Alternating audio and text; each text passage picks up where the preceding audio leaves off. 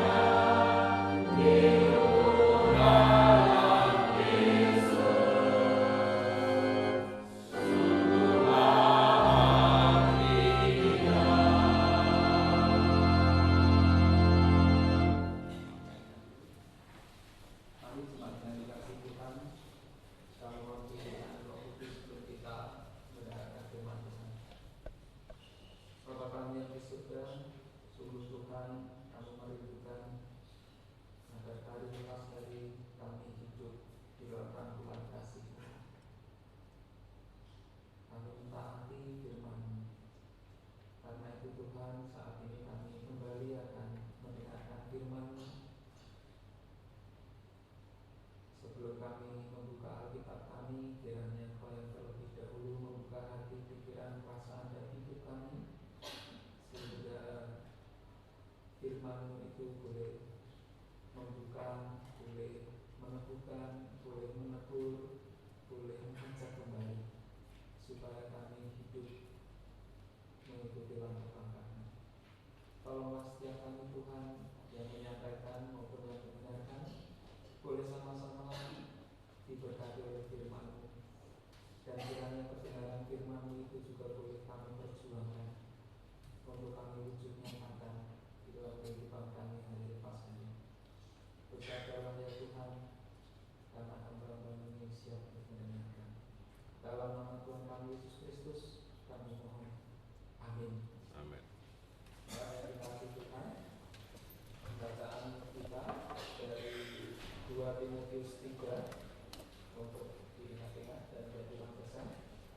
2 Timotius 3 ayat 15 sampai dengan 17. 2 Timotius 3 ayat 15 sampai dengan 17. Ingatlah juga bahwa dari kecil engkau sudah mengenal kitab suci yang dapat memberi hikmat kepadamu dan menuntun engkau kepada keselamatan oleh iman kepada Yesus, kepada Kristus Yesus. Segala tulisan yang diilhamkan Allah memang bermanfaat untuk mengajar, untuk menyatakan kesalahan, untuk memperbaiki kelakuan, dan untuk mendidik orang dalam kebenaran. Dengan demikian, tiap-tiap manusia kepunyaan Allah diperlengkapi untuk setiap perbuatan baik. Demikianlah firman Tuhan. Berbahagia kita yang mendengarkan firman Allah dan yang juga memeliharanya. Haleluya.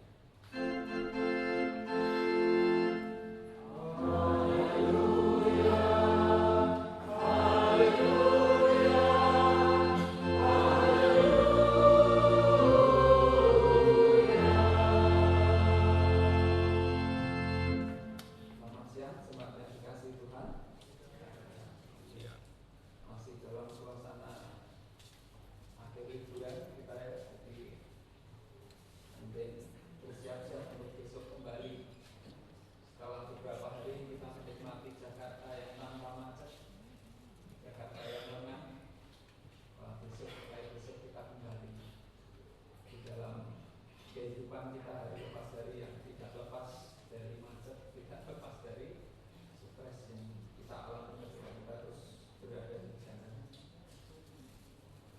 Bapak Ibu saudara dikasih Tuhan, hari ini tema kita adalah Alkitab dan zaman ini. Tadi di pemimpin liturgi sudah mengawalinya dengan memberikan pertanyaan yang sangat baik.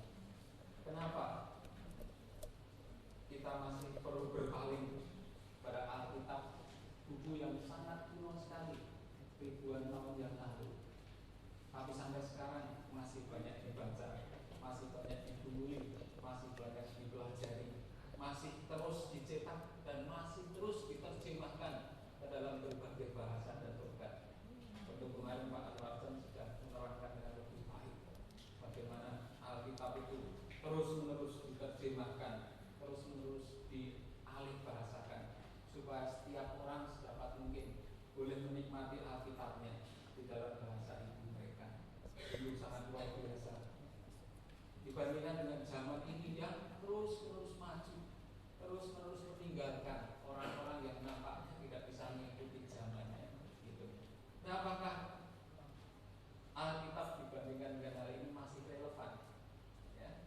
Tuhan dan dikasih Tuhan, saya akan mengawalinya dengan mengutip dari apa yang disampaikan oleh Pak Bambang Mursina ketika dia menulis sebuah buku yang berjudul Religi dan Religiositas Bung Karno. Buku ini ditulis pada tahun 2001 dan banyak sekali yang menyambut dengan antusias akan hadirnya buku ini. Tokoh-tokoh nasional menyambut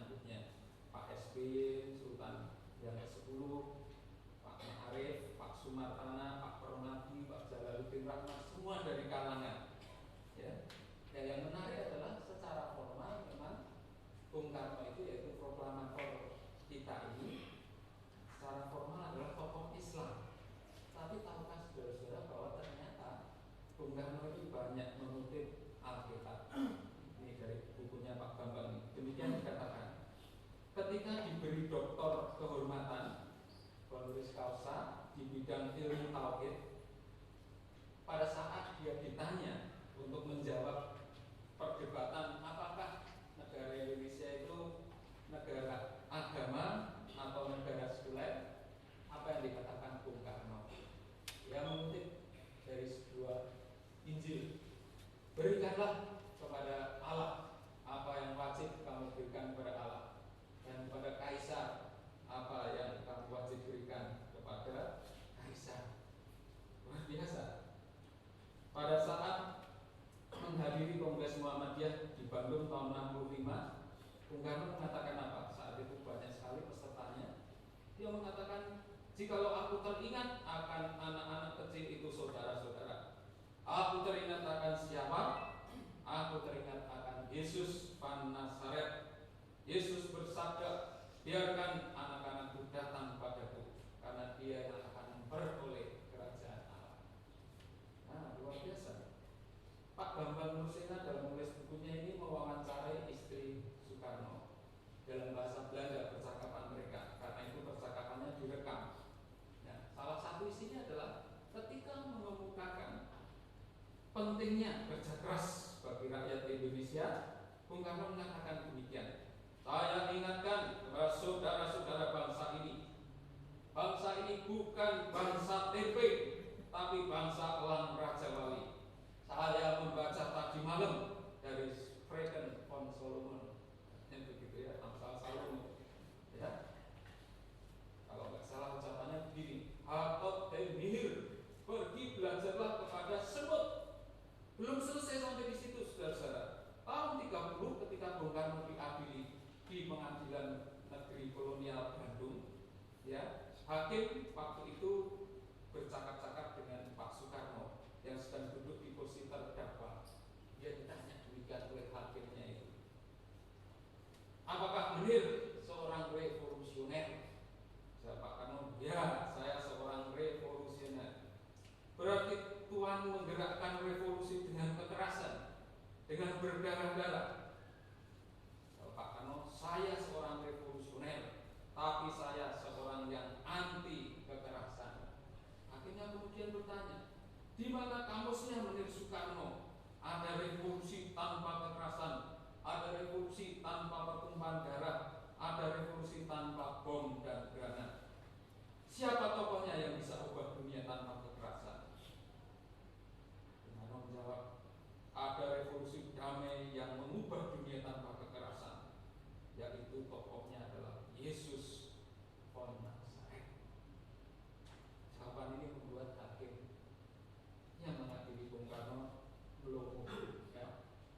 Dia heran, ternyata tokoh ini sangat dipengaruhi oleh Alkitab. Belum lagi tokoh-tokoh lain yang juga diilhami oleh khotbah di atas bukit. Secara tentu sudah sering dengarnya Gandhi. Tidak usah jauh-jauh, Johan Effendi, mantan sekretaris negara, juga membuka Indonesia Conference on Religion and Peace diawali dengan refleksi dari khotbah di atas bukit. Belum lagi banyak tokoh-tokoh lain di dunia ini dalam berbagai bidang yang hidupnya sangat diilhami dan dikuasai oleh Alkitab. Ada Galileo Galilei, ada George Washington, ada Abraham Lincoln yang menetapkan bahwa mata uang dolar itu harus tertulis in God we trust. Konstitusi Amerika pun sebenarnya dipengaruhi Alkitab. Karena pengenalannya akan Allah yang dinyatakan di dalam Alkitab lah, orang yang namanya William Wilberforce juga berjuang selama 45 tahun, tidak bayang-bayang, sebagai anggota parlemen untuk berjuang menggolkan undang-undang yang menghapus adanya perbudakan dan kemudian memberikan kebebasan kepada budak itu untuk hidup seperti layaknya manusia. 45 tahun dia berjuang mengebolkan undang-undang itu. Itu semua terjadi karena dia sangat dipengaruhi kehidupannya oleh Alkitab.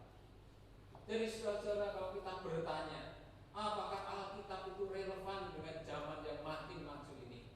Maka jawabnya adalah tetap relevan. Tidak pernah tidak relevan. Kenapa? Karena Alkitab berbicara tentang sifat dasar manusia. Siapa manusia itu? Apa yang diperlukan manusia itu supaya hidup sesuai dengan rencana Allah, sesuai dengan rancangan Allah di mana dia diciptakan.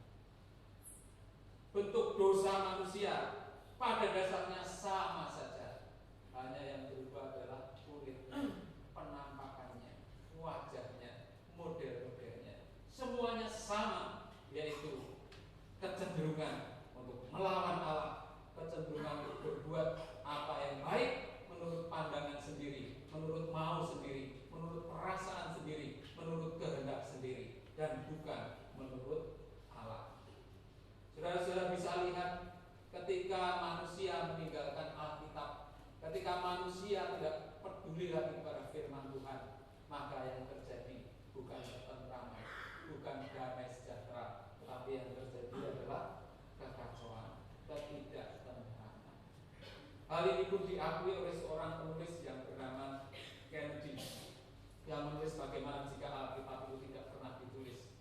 Dia menyesalkan kondisi negaranya, yaitu Amerika Serikat, di mana Alkitab dan khususnya Tuhan mulai ditendang dari kehidupan berbangsa dan bernegara.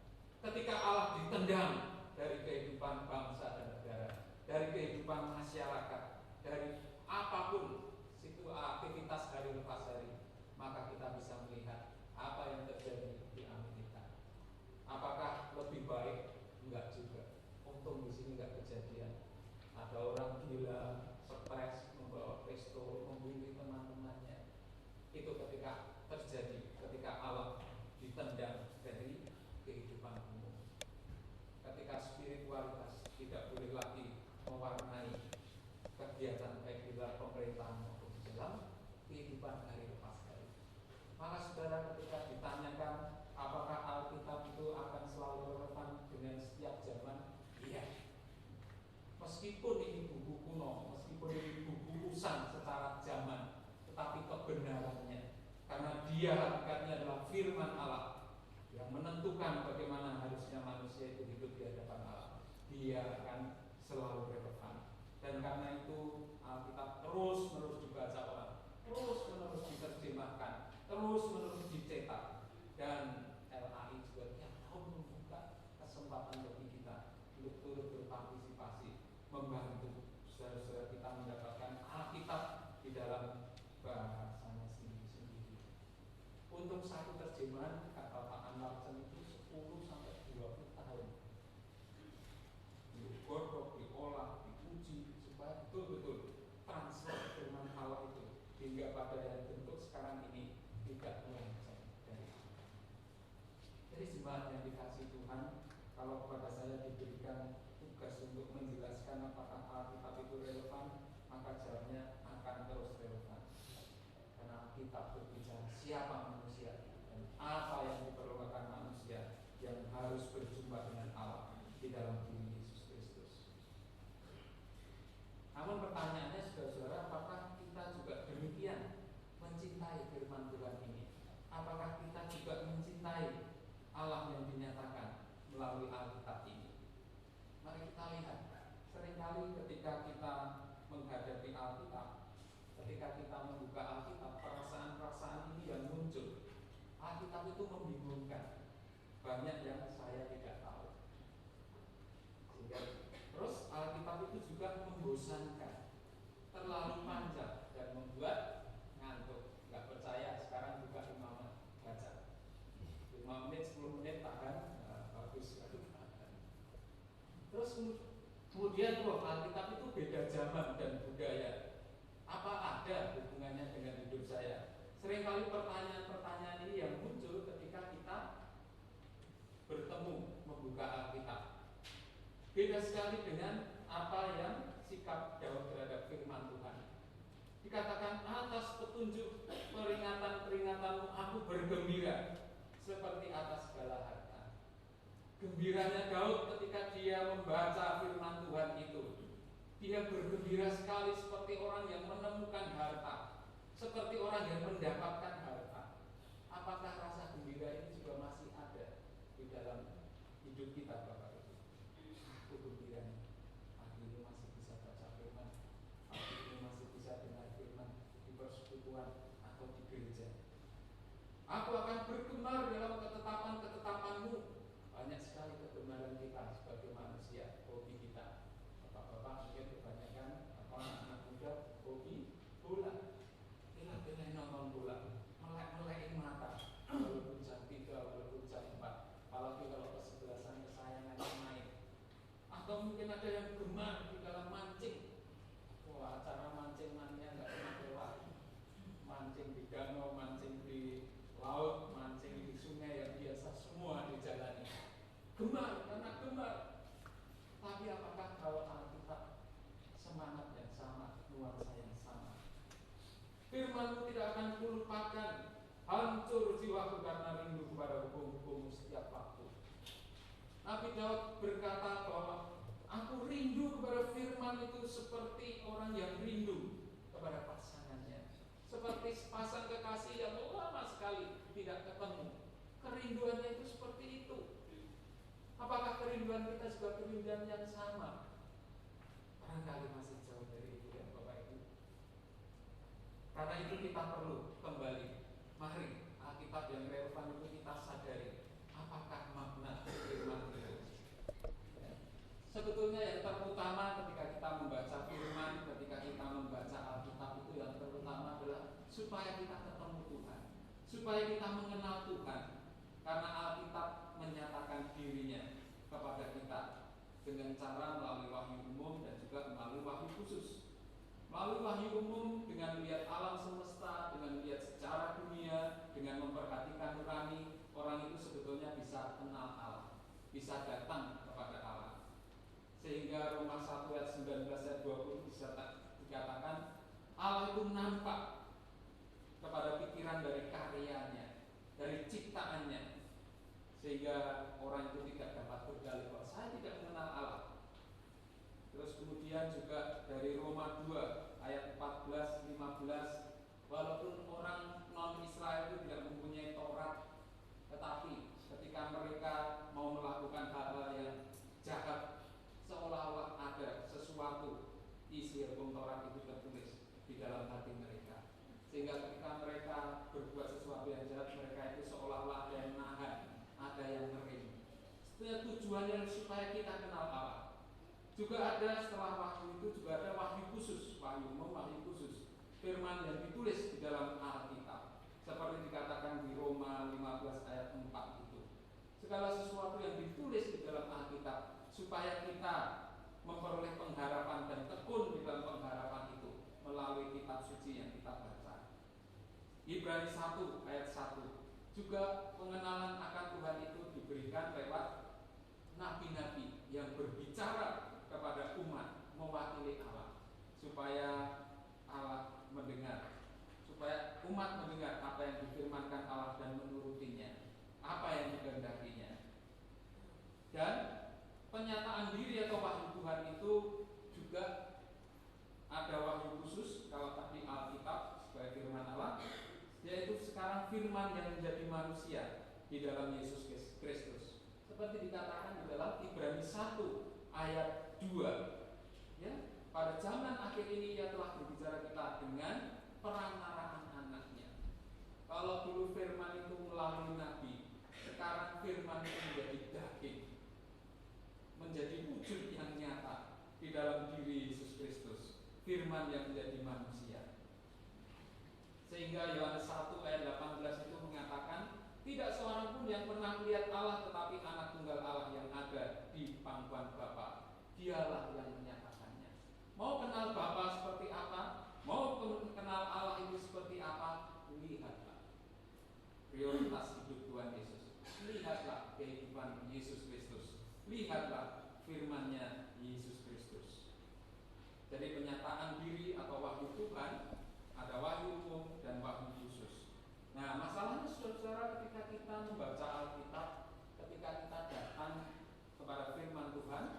Kita itu mendatangi Alkitab seperti kita membuka sebuah album foto. Apa sih Bapak Ibu yang kita cari ketika kita membuka album foto itu? Entah foto pernikahan kita, entah foto event-event penting di dalam hidup kita gitu. Apa yang kita cari Bapak Ibu? Foto? Iya, foto kita sendiri. Tentu yang paling utama kita cari, mana ini saya? Seperti apa wajah saya waktu itu? Seperti apa kondisi saya saat ini di dalam foto itu? Seringkali ketika kita membaca Alkitab, kita jarang bertemu Tuhan, tidak selalu bertemu Tuhan, tetapi bertemu dengan diri sendiri. Sehingga kita nggak ada perkembangan, kita nggak ada pertumbuhan, pengenalan kita mandek, karena kita hanya mencari apa yang kita mau, apa yang kita perlu, apa yang kita sukai. Kita hanya mencari diri sendiri di dalam Alkitab itu, bukan mencari Tuhan dan penyataannya. Padahal firman Tuhan atau Alkitab adalah penyataan Tuhan secara khusus, supaya dirinya dikenal, supaya Tuhan yang dikenal. Seperti apa sih maunya Tuhan, seperti apa sih karakternya Tuhan, seperti apa sih rencana Tuhan, seperti apa sih hidup ini harus dijalani sesuai dengan kehendak Tuhan. Karena itu jangan kita mencari diri sendiri ketika kita membaca Alkitab, tetapi mari kita bertanya, Tuhan, apa yang Kau mau nyatakan di dalam hidupku saat ini? Aku ini berada di mana? Apakah sudah sesuai dengan rencana-Mu, dengan kehendak-Mu, atau belum? Itulah yang seharusnya kita tanya. Karena jika Alkitab adalah pernyataan Tuhan tentang dirinya, baik pribadinya, janjinya maupun perintahnya, jelas bahwa melalaikan Alkitab berarti sama dengan mengabaikan Tuhan. Bapak itu mau menjadi orang yang diabaikan? Nah, tentu tidak. Ketika kita bertemu orang itu kita sapa, nggak balas sapaan kita aja, kita sakit hati. Kita ajak salaman, dia nggak mau salaman aja, kita juga nggak enak. Karena merasa nggak dihargai kehadirannya, karena merasa diabaikan. Nah, mengabaikan Alkitab, kata Johnson, itu juga berarti mengabaikan Tuhan.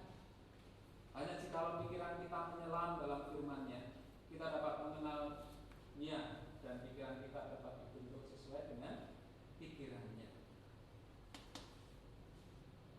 Sekarang apa manfaat firman itu di dalam kehidupan kita? Ini juga menjawab kenapa firman Allah selalu relevan. Karena ada 3 hal. Bagi Tuhan, nanti yang bagi manusia, Alkitab menolong kita untuk kita boleh berada di dalam jalur yang benar untuk mengenal Tuhan. Seperti dikatakan Yeremia 9 ayat 23 ayat 24. Jangan kita sebagai orang itu memegahkan kepintaran kita, memegahkan titel kita, memegahkan pengetahuan kita. Jangan kita memegahkan kuasa kita, jangan kita memegahkan jabatan kita, jangan kita memegahkan kekayaan kita, apa yang kita punyai. Tetapi kata Yeremia 9, tetapi siapa yang mau berbangga, siapa yang mau bermegah, baiklah ia bermegah karena yang berikut ini, bahwa ia memahami dan mengenal Tuhan. Bahwa akulah Tuhan yang menunjukkan kasih setia, keadilan dan kebenaran di bumi. Sungguh semuanya itu kusukai. Tuhan sendiri bergema ketika kita makin lama makin mengenal siapa Dia, pribadinya, janjinya, perintahnya. Seperti kerinduan Tuhan terhadap kita itu seperti kerinduan seorang pengantin pria terhadap pengantin wanita. Bapak Ibu, kalau dulu kita pas jadi pengantin dingin nggak boleh ketemu gitu, besoknya mau menikah itu penasaran, secantik apa sih ini nanti ini pengantin wanita ini, ya nggak boleh ketemu gitu, ya bahkan beberapa minggu. Kalau bagi Jawa ini bidadari itu kita datang ke rumah yang wanita, kita nggak ketemu pengantin wanitanya, kita cuma disambut oleh calon mertua, calon mertuanya aja. Jadi ada rasa penasaran, kangen. Seperti itu kerinduan Tuhan terhadap kita untuk mengenalnya. Cuma kadang kerinduan kita terhadapnya sangat, kita jarang merindukan Tuhan. Supaya melalui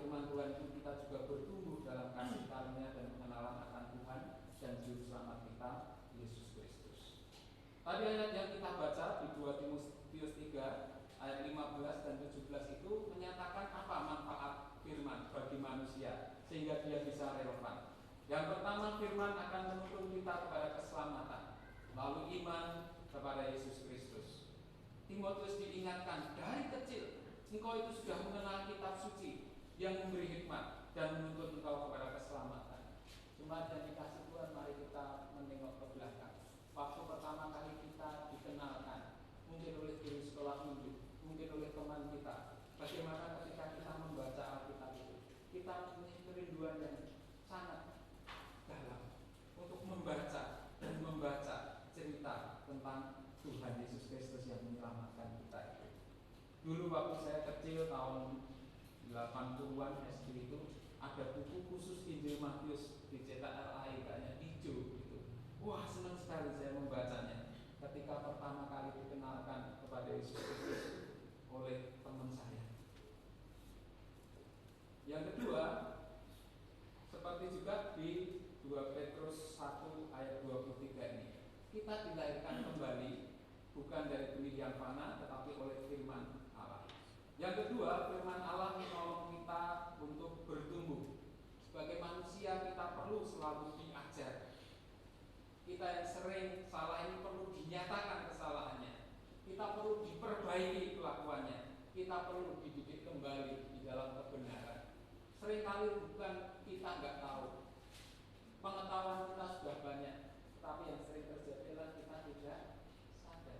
Sama seperti Daud, tidak sadar dia sudah melakukan dosa, membunuh suaminya Bathsheba. Baru ketika dinyatakan firman Allah melalui Nabi Nathan itu, dia baru sadar.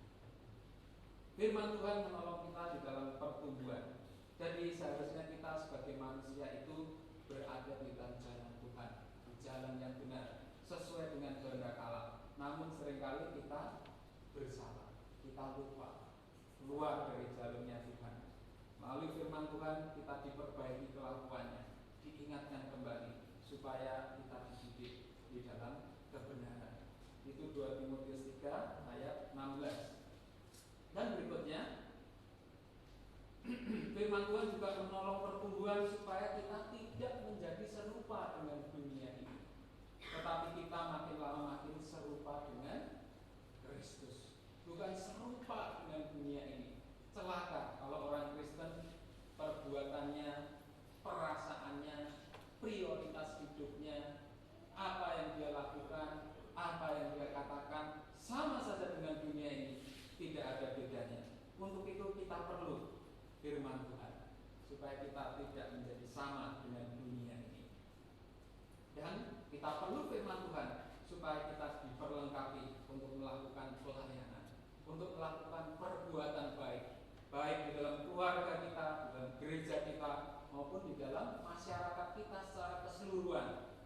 Ketika kita dekat dengan Tuhan, dekat dengan firman-Nya, kita akan diperlengkapi untuk melakukan hal-hal yang sebelumnya kita tidak pernah pikirkan. Jadi firman Tuhan manfaatnya menuntun kita pada keselamatan, menolong pertumbuhan dan memperlengkapi pelayanan. Jadi firman Tuhan akan tetap selalu relevan karena ini kebutuhan kita sebagai manusia. Nah, bagaimana supaya kita bisa kenal Tuhan setelah kita membaca Alkitab? Bagaimana kita makin mengerti prioritas Tuhan? Bagaimana kita makin serupa dengan Kristus ketika kita mau membaca firman? Maka kita perlu memperhatikan hal-hal yang berikut. Ini diambil dari The Navigators, ya. Ilustrasinya adalah ketika kita mempelajari firman Tuhan, ya. Ketika kita membaca Alkitab itu kita sedang memegang Alkitab itu dengan tangan kiri, ya. Jempol ini adalah untuk merenungkan firman Tuhan. Kemudian jari ini untuk mendengar, ini untuk membaca, ini untuk mempelajari, ini untuk menghafal. Jemaat yang dikasih Tuhan, jikalau ini diilustrasikan seperti ini. Kalau kita itu hanya mendengar firman Tuhan, maka kita itu seperti memegang Alkitab hanya dengan kelingking kita saja. Kalau kita memegang Alkitab dengan kelingking kita saja bisa nggak? Nggak bisa, ataupun bisa dengan dengan mudah dapat direbut. Atau kalau kita tambah membaca hanya dengan tambahi jari manis, mempelajari tambahi jari tengah, menghafal tambahi dengan jari telunjuk. Tetapi belum bisa megangnya masih gini barangkali ya. Megang firman Tuhan dengan begini, waduh, gampang direbut oleh iblis, gampang direbut oleh kesusahan dan penderitaan, gampang direbut oleh sakit penyakit. Enggak kokoh ini. Tetapi ketika kita melakukan itu semua sambil dibarengi dengan merenungkan, maka kita bisa memegang firman Tuhan itu dengan kokoh, dengan kuat, sehingga iblis tidak mudah merebutnya, kesukaran dan penderitaan tidak mudah merebutnya, sakit penyakit, problem, pergumulan tidak membuat kita itu mudah melupakan firman Tuhan, karena kita mau merenungkan firman Tuhan. Apa maksudnya merenungkan? Jemaat yang dikasih Tuhan, merenungkan itu gambarannya adalah seperti memamah biak. Kalau sapi atau hewan memamah biak itu makan rumput, dia makan ibunya gitu ya, kemudian mohon maaf dilepas kembali, dimuntahkan kembali, kemudian dimakan lagi, kemudian dikunyah lagi sampai betul-betul lembut, sampai betul-betul menyatu di dalam, menjadi satu makanan di dalam kehidupan binatang itu. Sama ketika kita harusnya, ketika kita mendengar firman Allah, kita juga harus merenungkannya. Artinya kita mengkaitkannya dengan kehidupan kita hari lepas hari. Kita memikirkannya sepanjang hari. Apakah saya sudah melakukan firman Tuhan ini? Apakah hidup saya sudah sesuai dengan firman Tuhan ini? Ataukah belum? Itu namanya menghargai. Jadi orang-orang Israel itu punya kebiasaan, setelah membaca firman di pagi hari, kemudian mereka melakukan aktivitasnya di bidang pertanian, di bidang penggembalaan, di bidang apapun, dengan merenungkan firman Tuhan sepanjang hari itu, sehingga firman Tuhan itu betul-betul dipunyai, betul-betul menyatu di dalam kehidupan kita. Masalahnya saudara-saudara, terkadang jujur harus diakui, kita tuh firman Tuhan minggu lalu aja sering lupa. Ya, dari mana, dapat apa, sudah melakukan apa, itu kita sering lupa.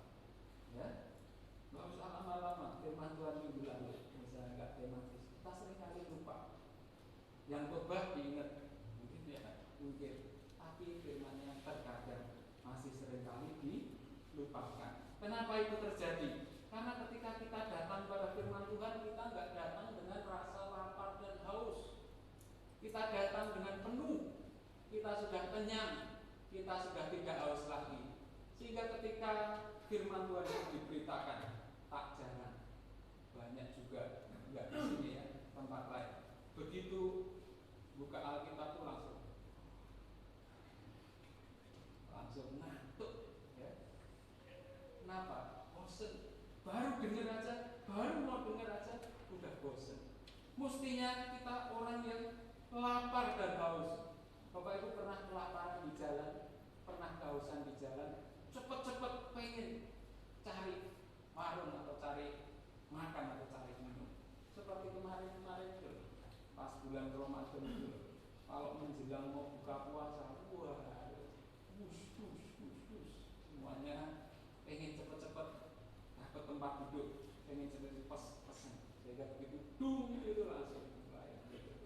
Itu karena betul-betul lapar, betul-betul haus, ya.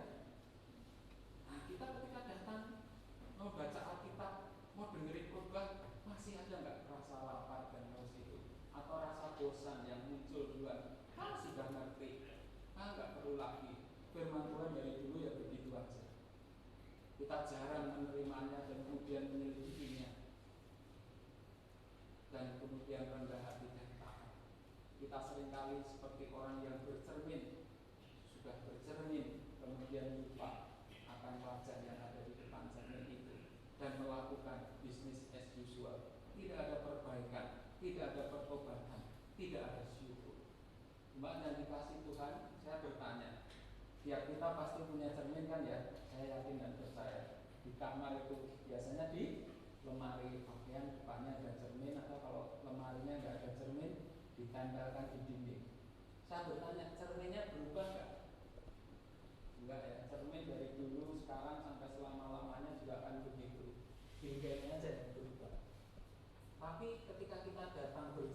siapa yang berubah? Kita yang datang di hadapan cermin itu, yang dipantulkan cermin itu. Oh, hari ini pakai baju ini. Oh, hari ini kondisinya lagi suntuk. Oh, hari ini kondisinya lagi seneng. Oh, hari ini lagi banyak pergumulan. Oh, hari ini lagi banyak masalah. Firman Tuhan kebenarannya juga akan kekal. Maka ketika kita datang pada firman Tuhan itu, kita melihat posisi kita sekarang di mana. Apa yang perlu saya lakukan? Apa yang perlu saya taati? Saya merendahkan diri di bawah kebenaran firman Tuhan, di hadapan Tuhan itu sendiri. Jikalau kita menerapkan ini, pasti kehidupan kita akan bertumbuh. Pasti kita akan mampu melawan zaman. Dan pasti kita makin lama akan seperti Daud ketika dia bertemu dengan firman Tuhan. Ketika dia bertemu, dia akan mengatakan, atas petunjuk peringatan-peringatanmu aku bergembira seperti segala harta. Aku akan bergemar dalam ketetapan-ketetapanmu. Firman-Mu tidak akan kulupakan. Hancur jiwaku karena rindu pada hukum-hukum-Mu setiap waktu. Betapa ku cintai Taurat-Mu. Aku merenungkannya sepanjang hari. Peringatan-peringatanmu adalah milik pusakaku untuk selama-lamanya. Sebab semuanya itu kegirangan hatiku. Aku mencintai perintah-perintahmu lebih daripada emas, bahkan daripada emas tua. Mulutku menganakan dan megap-megap seperti ikan itu, megap-megap, mengangkat-angkat ya. Sebab aku mendambakan perintah-perintahmu. Aku berpegang pada peringatan-peringatanmu, dan aku amat mencintai. Saudara, apakah ini juga menjadi kerinduan? Apakah ini juga menjadi keinginan kita seperti sebuah lagu? Karena kita ingin mengasihi Yesus, mengasihi Allah yang dinyatakan dalam diri Yesus Kristus, yang bisa kita temui ketika kita membaca Alkitab, ketika kita membaca firman Tuhan. Jemaat yang dikasih Tuhan, jangan perlakukan Alkitab itu seperti lemari obat atau lemari perlengkapan. Kita hanya mencari-cari saja apa yang kita perlukan, apa yang kita mau. Ya, nggak salah juga, tetapi itu nggak lengkap. Ketika takut, cemas, duka cita, kita datang, betul, boleh, harus. Tapi kalau nggak ketemu Tuhan, takutnya dihilangkan, cemasnya dihilangkan, tetapi pengenalannya akan Tuhan nggak bertambah, kerinduannya kepada Tuhan nggak bertambah, ada sesuatu yang salah di dalam cara kita membaca Alkitab. Atau kita sering memperlakukan Alkitab sebagai lemari es. Sama, mencari apa yang kita butuhkan kok, apa yang kita sukai. Yang Tuhan sukai kita nggak pedulikan. Ya, makanya janji-janji itu diisi, tapi perintah-perintah Tuhan nggak diwarnai. Benar nggak? Kalau janji itu saya dulu warnai itu. Kalau perintah nggak usah, lewati aja. Tapi kalau janji kasih warna merah, kasih warna hijau, kasih warna biru. Karena ini yang kubutuhkan. Janji, berkah, kemakmuran, kesehatan, kekayaan. Tapi kalau perintah kita nggak mau, kita nggak mau menggarisi. Ya, sekali-kali dibalik Bapak Ibu, nggak bisa ya.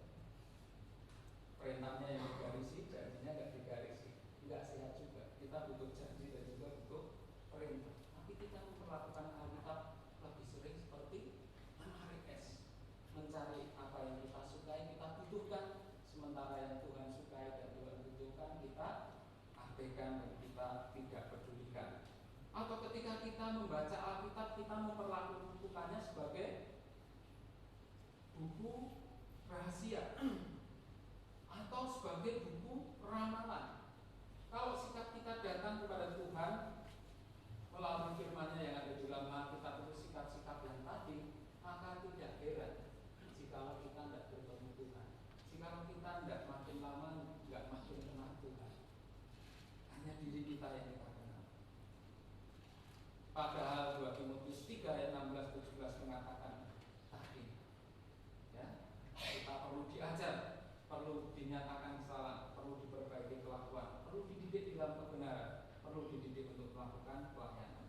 Dan saudara-saudara, ini sebuah ajakan bagi saya untuk memberikan ajakan bagi kita semua, dan saya akan berikan ilustrasi perlunya kita membaca Alkitab secara utuh. dari Kejadian hingga Wahyu. Jemaat yang dikasih Tuhan, berapa dari kita yang sudah selesai membaca Alkitab seluruhnya urut dari Kejadian sampai Wahyu? Sekali saja. Gak usah angkat tangan, Bapak itu jawab sendiri. Sekali saja. 5 kali selama hidup ini, seumur hidup ini. Memang kita di kalangan Kristen itu nggak terlalu menekankan hal ini. Tapi kalau saudara kita yang Muslim itu sangat menekankan. Dan mereka kalau khatam bacaan Al-Quran gitu ya, dirayakan. Ada peringatannya. Setiap kali mereka memperingati hari raya khusus bulan Ramadan kemarin, sebulan penuh mereka tadarusan membaca Al-Quran sama-sama dari awal sampai selesai. Jadi mereka dalam setahun itu bisa mungkin setidaknya 1-2 kali selesai membaca kitabnya dari awal sampai akhir. Nah, orang Kristen itu kadang-kadang tidak menekankan, kebanyakan tidak menekankan. Ketika saya tanya di dalam katekisasi, dalam persekutuan gitu, untuk mengacungkan tangan siapa yang selesai 1 kali pun kadang-kadang tidak ada. Membacanya masih sepotong-potong, yaitu tadi sesuai yang ku butuhkan, sesuai yang ku inginkan, sesuai dengan selera saya. Yang enggak sesuai yang saya tinggalkan. Kalau kita melakukan hari ini, maka enggak heran gambaran kita, pengenalan kita akan Allah itu hanya sepotong-sepotong. Bapak Ibu, ini boleh tebak gambar apa ini, Bapak Ibu? Ada yang tahu merah-merah ini gambar apa ini? Ada yang mau nebak gambar apa ini? Ya, tapi yang ibadah satu tahu ya. Apa ini kira-kira? Enggak jelas ya Bapak Ibu. Ini bisa jadi apa saja ini.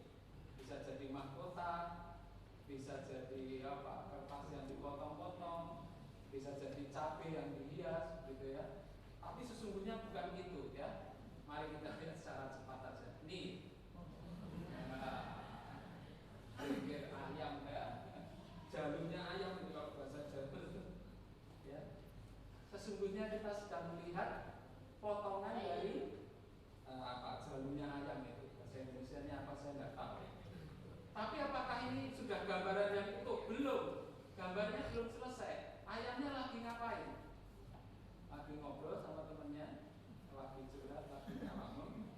Enggak, ayamnya lagi nangkring di atas pintu, ditonton oleh 2 orang anak dari jendela tengah sebuah ruangan yang sedang terbuka.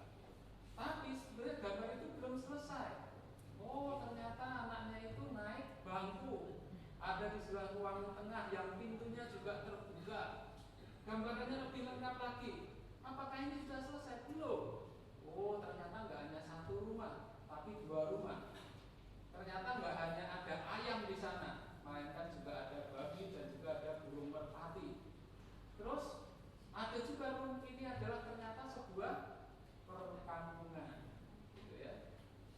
Di mana perkampungan di ya mungkin masih agraris, gitu ya. Bayangkan kalau kita membaca Alkitab hanya sepotong saja. Ada bagian-bagian tertentu yang kita nggak mau baca, yang kita nggak mau gali, yang kita nggak mau renungkan. Maka pengenalan kita akan Tuhan juga hanya sepotong. Kita kenal Tuhan hanya sebagai penyembuh, betul, tapi itu sepotong. Kita kenal Tuhan hanya sebagai pemberi berkat, betul, tapi sepotong.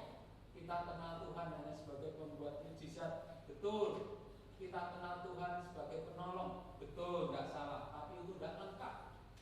Tuhan juga ingin supaya kita bertumbuh. Tuhan juga ingin supaya kita ambil bagian di dalam rencana kekalahan. Tidak heran kalau kita membaca Alkitab nggak pernah lengkap. Pengenalan kita pada Tuhan pun sepotong-sepotong, sehingga mudah dikalahkan oleh pergumulan, mudah dikalahkan oleh masalah, mudah dikalahkan oleh sakit penyakit, mudah dikalahkan oleh segala sesuatu yang datang menimpa kita secara bertubi-tubi. Karena pengenalan kita kepada Allah hanya sepotong-sepotong. Kalau Allah nggak menolongku, berarti Dia bukan Allah. Kalau Allah nggak menyembuhkanku, berarti Dia bukan Allah. Dia nggak perlu dikenal, Dia nggak perlu kita bergabung dengannya. Karena itu jemaat yang dikasih Tuhan, supaya pengenalan Allah tidak sepotong-potong, mari kita membaca Alkitab kita. Di disiplin yang sederhana, membaca dulu. Ngerti nggak ngerti nanti nomor 2. Ya, survei membuktikan di Amerika itu orang baca Alkitab itu hanya 7 menit sehari. Tapi nonton TV-nya 5 jam sehari untuk nonton TV. Kalau kita minimal nonton TV berapa jam Bapak Ibu? 1 jam setidaknya ya. Ya, berita pagi atau berita malam yang sempat-sempat itu. Atau kalau kita suka apa? Suka acara-acara ini yang gosip-gosip itu, mungkin lebih daripada setengah jam. Karena gosip sama berita kadang-kadang lebih panjang, durasinya lebih panjang gosipnya. Benar kan? Seputar Indonesia hanya berapa menit dibandingkan dengan silet. Yang dulu namanya silet itu sekarang namanya apa? Ada pagi, siang, malam. Berita juga ada pagi, siang, malam. Tapi gosip juga ada pagi, siang, dan malam. Kalau kita mau jujur, ya, kita cepat ngantuk ketika nyetel Alkitab, ketika pegang Alkitab. Tetapi begitu dengar berita apa-apa, nonton bola apa-apa, rasanya ngejreng aja mata itu. Ya, jangan sampai ini kita biarkan berlarut-larut, Bapak Ibu yang dikasihi Tuhan. Johnson yang disebut sebagai obor Allah di Asia pernah membaca Alkitab 40 kali dari Kejadian sampai Wahyu dalam waktu 193 hari. Jadi 5 hari selesai dari Kejadian sampai Wahyu. Ini pas dia dirawat di rumah sakit jiwa karena dia dicurigai terganggu kejiwaannya, gitu ya. 5 hari selesai. Wah, ini mungkin keterlaluan bagi kita yang nggak mungkin lah. Saya juga nggak mau 5 hari selesai, ya. Tapi kalau Bapak Ibu mau coba bisa juga ya. Bapak Ibu yang punya toko, punya usaha, nggak diikat oleh apa-apa, stop, saya 5 hari ini mau membaca. Boleh juga dibaca ya. Nah, bagaimana Bapak Ibu kalau kita mencoba memberikan waktu 1 jam sehari untuk mengenal Tuhan melalui firman, ya, menyisihkan. Kalau 1 jam sehari berat dibagi 3, 15 menit pagi, 15 menit siang, 30 menit khusus membaca saja. Atau jika Bapak Ibu terlalu berat tantangannya, bagaimana kalau 15 menit sehari? Di GKI Layur sudah dilakukan gerakan membaca Alkitab selesai setahun. Bacaan disusun sedemikian rupa, dimulai dari Perjanjian Baru, kemudian lari ke Perjanjian Lama untuk kitab-kitab yang rawan ngantuk, misalnya Imamat, Bilangan, Ulangan itu sehari dibaca 1 pasal, didampingi oleh kitab-kitab sejarah yang sifatnya cerita. Nah, itu sudah dicoba Bapak Ibu, 15 menit sehari kita akan selesai membaca Alkitab dari Kejadian sampai Wahyu itu selesai. Ya, 1 hari cukup 15 menit saja. 15 menit coba dibandingkan Bapak Ibu dengan waktu kita untuk chatting, untuk balas email, untuk jawab BB, untuk apapun, 15 menit. Tapi manfaatnya kita tahu itu sungguh besar, supaya kita makin memahami mengenal Tuhan gak sepotong-sepotong. Kalau ada yang belum melakukannya, saya mendorong kita untuk melakukannya. Bapak Ibu, saya contohkan siapa saja sih. Ini dari bukunya Kennedy, James Kennedy ya. Presiden John Adams, Presiden AS kedua, berkata, saya menjadikan kebiasaan membaca habis Alkitab setiap tahun. Jadi presiden ini Bapak Ibu, kurang situ apa presiden, tapi dia menjadikan kebiasaan membaca Alkitab selesai setahun, dan dia sudah melakukannya beberapa tahun. Theodore Roosevelt, Presiden Amerika yang ke-26, dia berkata, jika orang tidak familiar dengan Alkitab, maka ia rugi besar, dan sebaiknya ia cepat-cepat berusaha memperbaiki kesalahan itu. Presiden Bapak Ibu, Ronald Reagan, Presiden ke-40, dia mengatakan, di halaman Alkitab terdapat semua jawaban untuk semua masalah yang pernah diketahui manusia. Saya berharap bangsa Amerika akan membaca dan mempelajari Alkitab. Keyakinan pokok saya ialah bahwa nilai abadi yang disajikan dalam halaman-halaman Alkitab mempunyai makna yang besar bagi masing-masing kita dan untuk negara kita. Alkitab bisa menyentuh hati kita, memerintahkan pikiran kita, dan menyegarkan jiwa kita. Itu presidennya orang Amerika.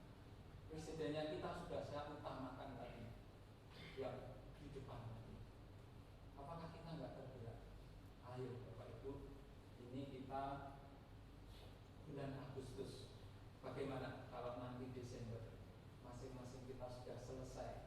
Ya kalau nggak setengah Alkitab, satu Alkitab, persembahan kepada Tuhan, berikan hadiah untuk Natal, hadiah Natal untuk Tuhan.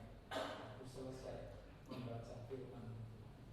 Nanti nggak ngerti nomor 2, belajar mempelajari. Nanti sekarang belajar membaca dulu.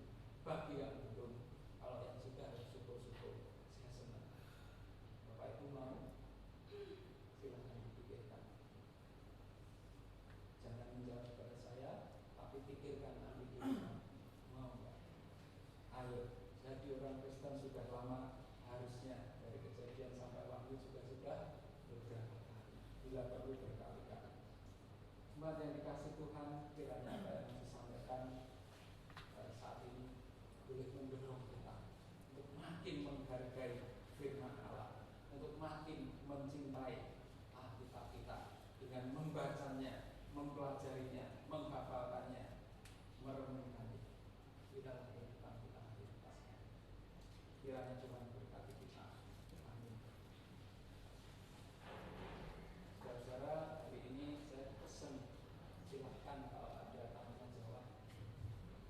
Ada pertanyaan yang tidak disampaikan, silahkan.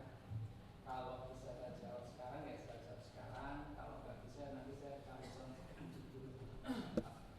Saya cari referensi bacaan dulu. Silahkan. Selamat sekalian.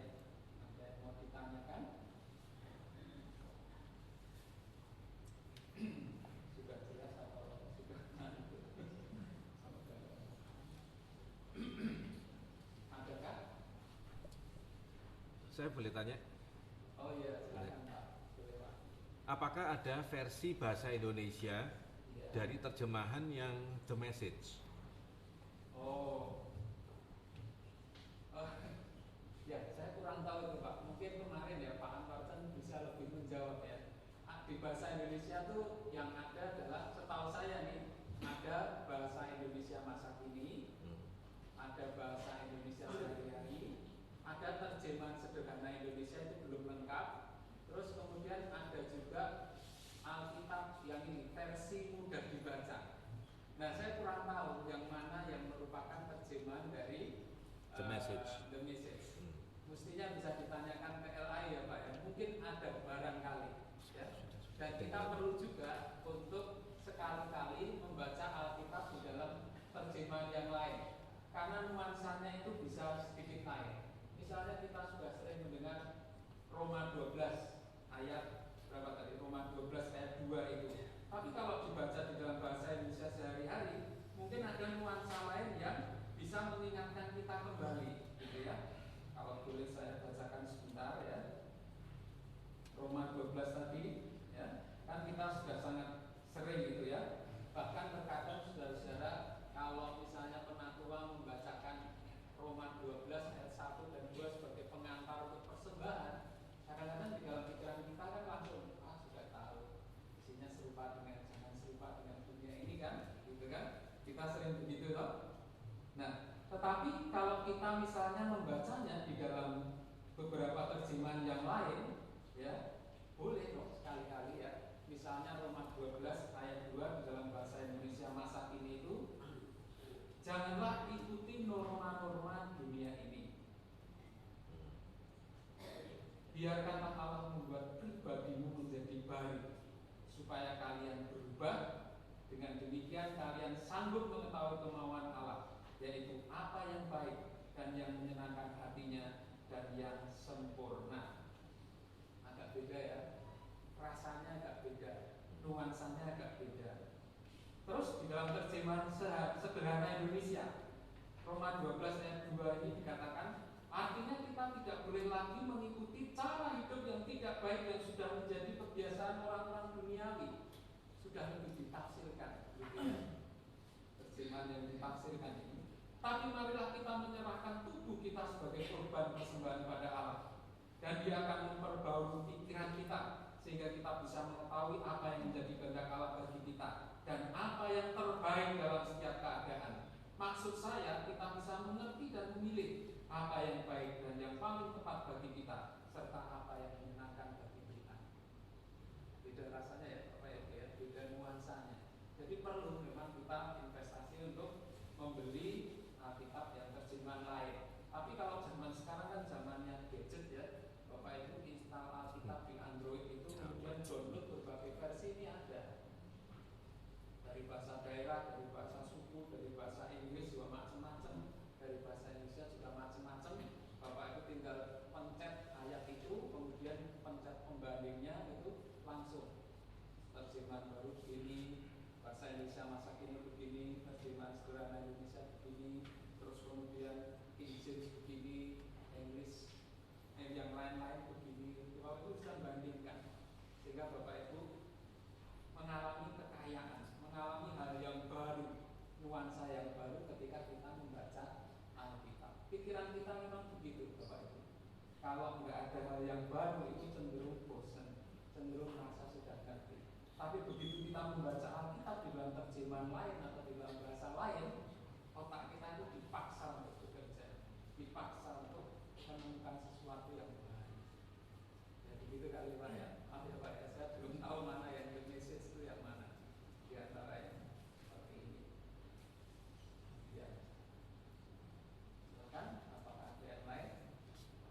Harapan saya Bapak Ibu, semoga kita yang belum pernah selesai menyelesaikan tahun ini menyelesaikan Alkitab dari Kejadian sampai Wahyu, atau kalau enggak setengah lah, kan masih ada setengah tahun.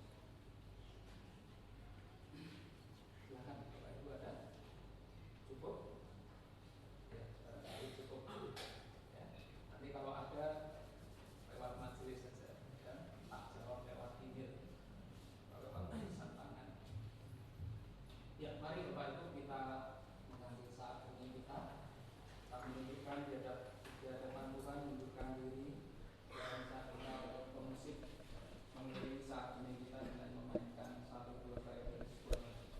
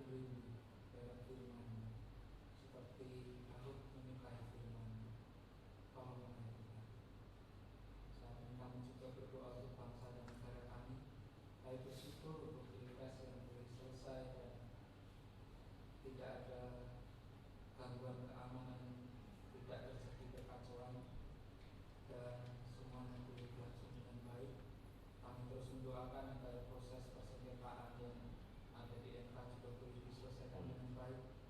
Kami berdoa supaya seluruh komponen bangsa ini boleh kembali bersatu, disadarkan bersama untuk memberikan yang terbaik, untuk memajukan bangsa dan negara ini, untuk menyejahterakan warga negara Indonesia ini. Bapak, saya mohon kiranya pemerintahan terpilih yang baru nanti boleh menyusun kabinet dan melakukan tugas tanggung jawabnya demi seluas-luasnya kesejahteraan dan kemakmuran rakyat. Demikian pun kami berdoa untuk gereja di tempat ini. Tuhan memberkati untuk segala pembinaan-pembinaan yang dilakukan, kebersamaan yang dilakukan, boleh mempersatukan jemaat kita yang mungkin untuk makin berjumpa dengan Allah, makin mengenal Allah, dan makin melakukan pelayanan-pelayanan bagi gereja dan juga bagi masyarakat serta bagi bangsa dan negara makin Indonesia ini. Bapa yang di surga, kami juga berdoa untuk saudara-saudara kami yang sedang sakit. Tuhan tolonglah supaya mereka tidak kehilangan iman dan pengharapan, boleh tetap teguh dikuatkan di dalam Tuhan meskipun harus menghadapi rasa sakit dan menunggu proses kesembuhan yang dari Tuhan. Demikian pula kami doakan untuk keluarga yang mendampingi. Tuhan berikan kesabaran, cinta kasih yang dari Tuhan, sehingga boleh tetap kuat menghadapi hal yang berat ini. Bagi yang kemungkinan sembuhnya kecil, juga Tuhan yang akan tetap memperteguhkan iman dan pengharapan, sehingga mereka tidak kehilangan iman, melainkan tetap teguh menjadi saksi, boleh melihat bagaimana Tuhan menolong, melewati dan menyelesaikan semua pergumulan ini. Bapa kami yang di surga, secara khusus kami juga berdoa untuk penakwa Friendly yang ditinggal ayahnya almarhum Pak Fajar Wijaya. Tuhan berikan kekuatan dan penghiburan melalui Roh-Mu yang kudus, sehingga keluarga yang ditinggalkan boleh kuat menghadapi saat-saat yang tidak mudah ini. Demikian pula Tuhan, kami berdoa untuk saudara-saudara kami yang saat ini juga berulang tahun berbahagia. Tuhan akan terus menolong supaya hidup yang diberikan oleh Tuhan boleh makin bermakna, boleh makin serupa Kristus di masa-masa mendatang. Demikian pula untuk setiap kami yang saat ini hadir di tempat ini, duduk di bangku kursi di rumah-Mu ini Tuhan, tengoklah kami satu persatu dengan pergumulan kami masing-masing. Apakah pergumulan relasi suami istri, hubungan antara orang tua anak, antar saudara yang mulai retak, rumah tangga yang hampir pecah, Tuhan turun tanganlah. Untuk yang merindukan keturunan, Tuhan tolonglah. Untuk yang sedang bergumul dalam masalah ekonomi dan menantikan pekerjaan, Tuhan tolonglah. Dan juga mungkin untuk pergumulan-pergumulan yang lain, Tuhan, kami berharap kepada-Mu. Dan tolong Tuhan nyatakan kepada kami bahwa berharap kepada-Mu bukan hal yang sia, bukan hal yang sia-sia. Berharap kepada-Mu bukan hal yang bodoh. Mengandalkan-Mu bukan hal yang mempermalukan dan mengecewakan kami. Dan Kau tahu Tuhan, kami ini lemah. Karena itu kuatkanlah dan teguhkanlah iman kami selama kami menunggu jawaban atas pergumulan kami dari Tuhan. Tolonglah Tuhan. Mari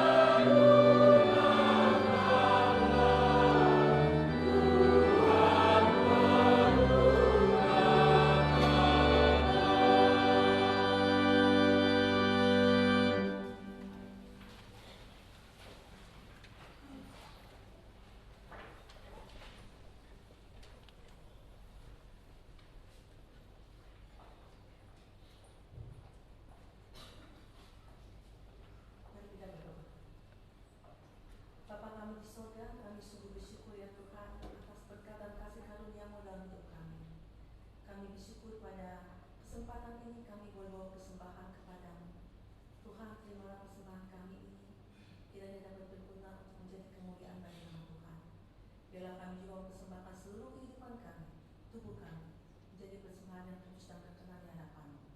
Di dalam nama Tuhan kami Yesus Kristus, kami berdoa. Amin.